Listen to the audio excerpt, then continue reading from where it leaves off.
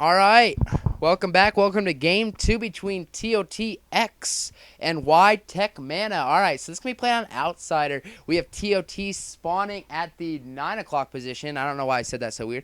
This is gonna be played on Outsider. All right, anyways, all right, we have ToTX spawning at the 9 o'clock position, and we have yTech.Mana spawning at the 5 o'clock position here. So another PvZ matchup. In case you didn't miss game one, X is the Zerg player. Mana is the Protoss player. This can be played on Outsider.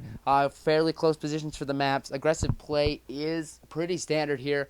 And you can actually sneak through your opponent's... you can slip a probe through and be behind your opponent's second expansion here. So, I mean, we could see that again, obviously, in the game before between Yeba and Kenzie. Don't mean to spoil it, but we did see something. If you're talking about that, then if you don't want to hear that, if you haven't watched those games, then close your ears for 1 second. But, yeah, we did see Yeba go for the try to cannon up the second expansion for Zerg, try to take it out, but it didn't matter because he had 36 lings headed to his entrance. All right, but there's my spoiler. Anyways, yep, Outsider. Yeah, I mean, I really don't know too much about this map. It looked like, from what I looked at, ZVP wise, it's very, very standard. I mean, very, very even. I think it was at the pro level. I mean, of course, it doesn't make at this high level of StarCraft these players are playing at, it does actually make a difference to the map. Obviously, not quite as much as the pros makes a difference, but it does. I mean, if you're playing D+ on iCup, then maps, probably not a huge deal. But upper Bs, As on iCup, it does matter. So Scouting Probe going to come in here. He wants to keep this alive as long as possible, as always here. Just trying to do some harassment, trying to dance around here. Try to actually pick off a drone. It looks like he was what he's doing. I'm just going to constantly make Zerg change the drones mining at different places to keep him away from the Scouting Probe.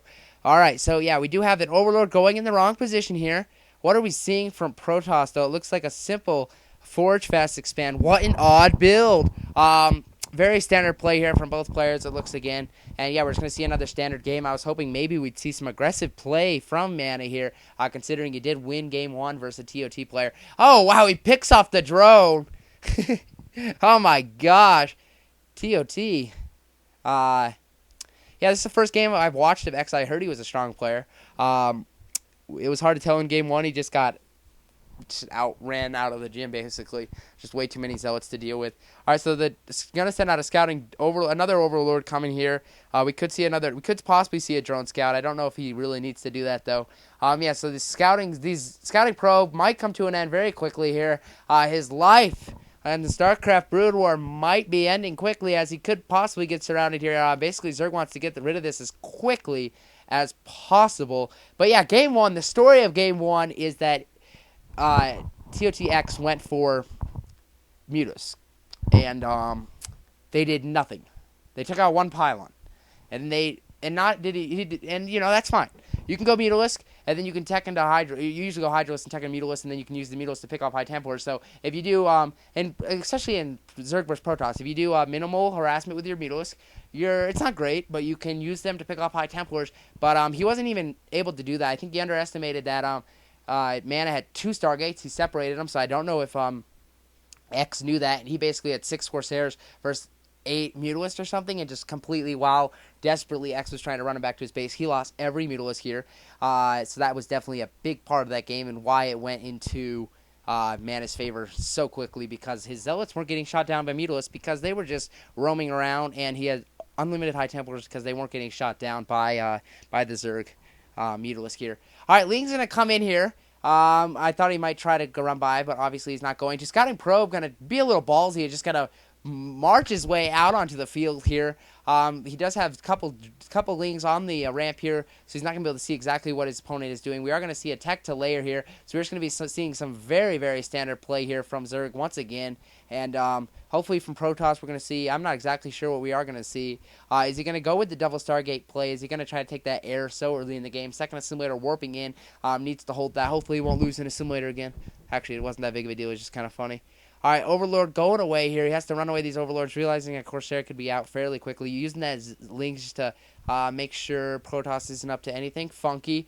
All right, so we do see a Stargate going up here. I'm thinking maybe we're just going to see 1 Stargate, like a standard, use it as the scouting, or maybe we're going to see 2. Scouting Probe has got in here, but yeah, it hasn't got up the ramp, and that's the big deal, because that's where the layer tech is here for the Zerg. And yeah, this third expansion is up and running here. Protoss is up here scouting, but he hasn't been able to scout that expansion, although he probably can tell from what the Zerg has that he does have a third expansion, realize something missing, realize something is different. Zealots being produced here. Not too many lings being made here, so we are just going to... This is a very, very macro-heavy game. Not spending the money to make lings. Going to spend the money to go ahead and make this, but the scouting probe has seen it. Oh, wow, that's not very good. He's going to realize this before the Corsair even gets out, before the Corsair even starts. Citadel going up. We are going to see probably some DT. A double Stargate again, because he knows that his opponent is going Mutalisk here. And, this is not a comfy situation to be in. Obviously, you want to have that element of surprise if you can when you go with the Mutalisk here. But we weren't even able to see his micro in game one because the double Stargate. And I don't even think we're going to be able to see it in this game because the double Stargate. Temple Archives warping in Storm's going to become part of this game after some little DT harassment or probably. But double Stargate is a very strong build. You're really focusing on taking the air superiority away from the Zerg and being able to use that, and you want to get Overlord kills. You want to delay their macro. You want to force them to make Overlords, not make units. And this scouting probe is still alive. It doesn't really matter. He's seen the tech. He knows exactly what Zerg up to, and Zerg's not going to bother to switch it up at all. It looks like Zerg's just going to stick with this another hatchery going up. We are going to see the exact same tech as game one, so about the same game, actually. These Zealots in position here to stop any kind of action, but yeah, there aren't a lot of lings. That's one thing I'm really... X has been focusing on is the production of his drones right now. He has a lot of drones, good saturation at all bases, so macro-wise, he's in a good situation. But again, how effective are his Mutalisks going to be? He's going against double Stargate again. Obviously, I think this is a build that Mana is very comfortable with. It worked so well in game one. Truly, why would you do any different? Sorry, I was grabbing a drink. That's why you're looking at probes mining. All right, so a lot more hatcheries going down here, and we might actually be seeing him switch up out of this. He's actually going to, he's really focusing on his macro right now. Couple